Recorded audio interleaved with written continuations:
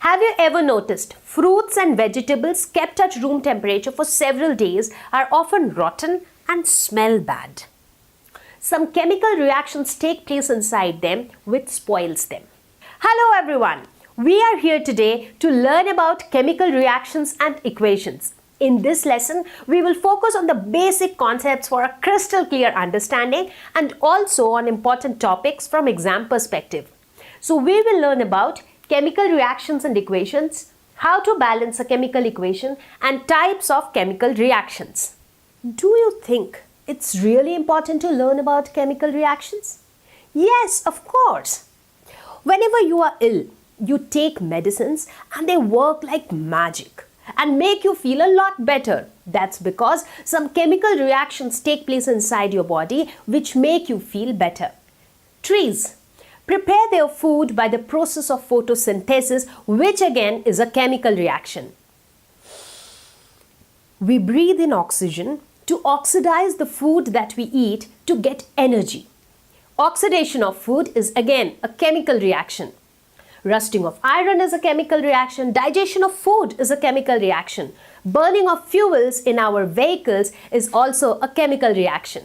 So what are we waiting for? Let's get started. Watch the entire playlist of chemical reactions and equations to learn the concepts like never before. Chemical reactions, chemical equations. Are they same or they are different? A lot of us are often confused between the two. So watch this video to get a complete clarity on this. In all chemical reactions, be it rusting of iron or digestion of food, we see that the nature and identity of the initial substance has somewhat changed.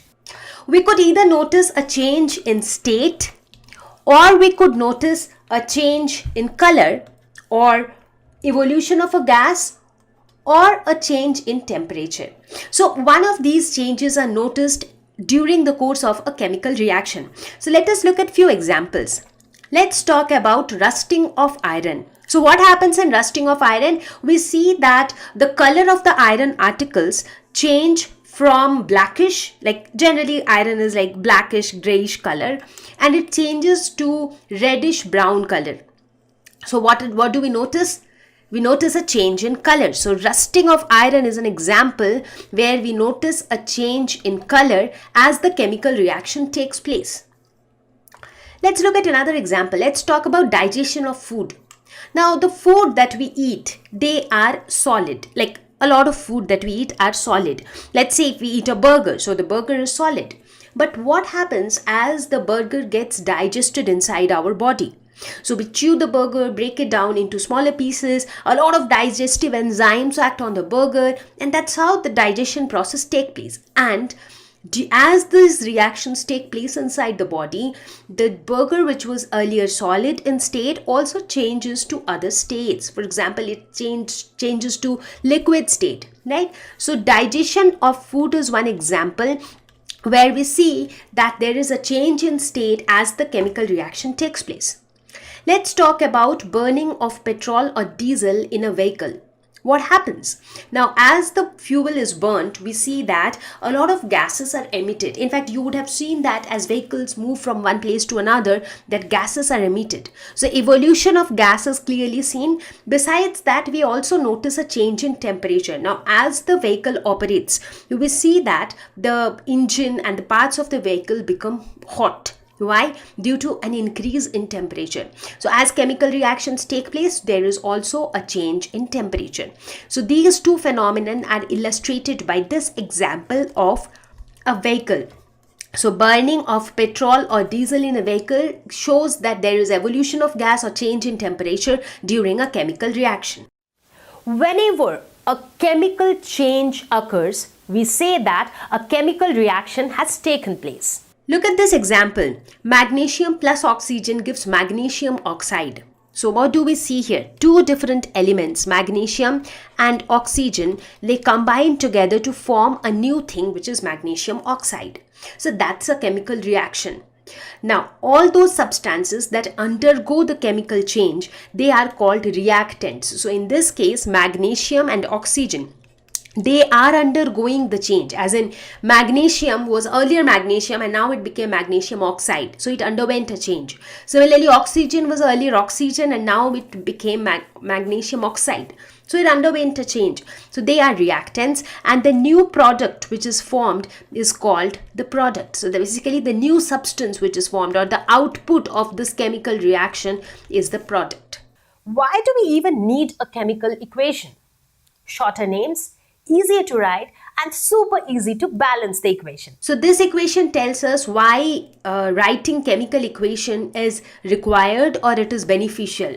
So instead of writing magnesium plus oxygen gives magnesium oxide, we have simply used their symbols, and this made it like short, easy to write, and also balancing became easy. Now, why do we need to balance a chemical equation? That is something we'll discuss a little later. But for now, all you need to understand is why is chemical equation preferred, or why do we even talk about chemical equation?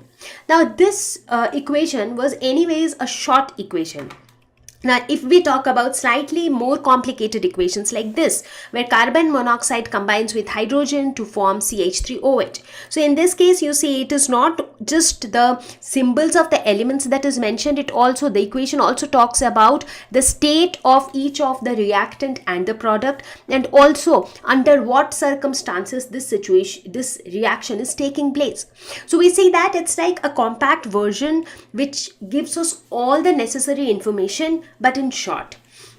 In fact, sometimes more complicated equations like this is a very popular equation of a process called photosynthesis, the process by which green plants prepare their own food in presence of sunlight using chlorophyll.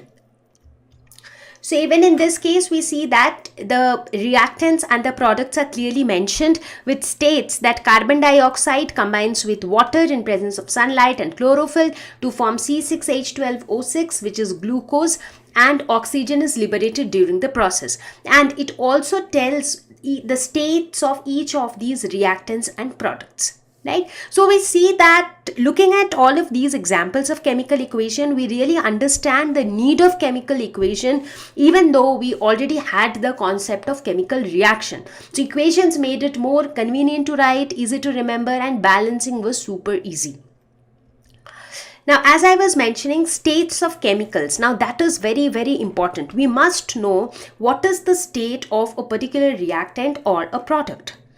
Now, even before we get into the different states and their abbreviations, let's understand why mentioning the state is important. Let's say we talk about, say, sugar. So let's say we talk about a reaction that takes place with sugar. I mean the sugar crystals.